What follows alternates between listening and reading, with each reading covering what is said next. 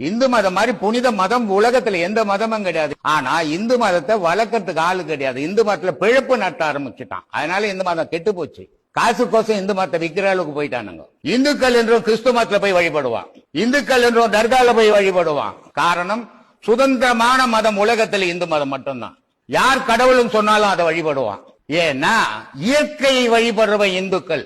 இந்து மதம் மாதிரி புனித மதம் உலகத்துல எந்த மதமும் கிடையாது. எல்லா மதம் போய் படிச்சுட்டு வர மதம் தான். இந்து மதத்துல தான் கும்பிடுற மதம். இந்து மதத்துல தான் சரியை, கிரியை, யோகம், ஞானம் 4 பதங்கள் வச்சிருக்குது. முதல்ல 1ஆம் கிளாஸ் படி, அப்புறம் ஹைஸ்கூல் போ, அப்புறம் காலேஜ் போ, அப்புறம் வேலைக்கு போன. நான் எப்படி மனுஷனுக்கு 4 பதம் இருக்குதோ அதே மாதிரி தெய்வ வழிபாடு. அதை போய் கும்பிடு, கல்லோ இல்லோ ஏதோ கடவுள்னு நினைச்சு கும்பிடு. அப்புறம் அதை பாடு, அதுவும் பேசல, உனக்குள்ள தேடு, தேடி இறைவன் அடைன்றதுக்கு 4 பதங்கள் வச்சுக்குது இந்து மதத்துல மட்டும்தான். இது ஒரு அற்புதமான விஷயம். மத்த மதத்துல 1ஆம் கிளாஸ் போனீங்கன்னா அது 1ஆம் கிளாஸ்ல இருக்கிற கதை தான். இதுல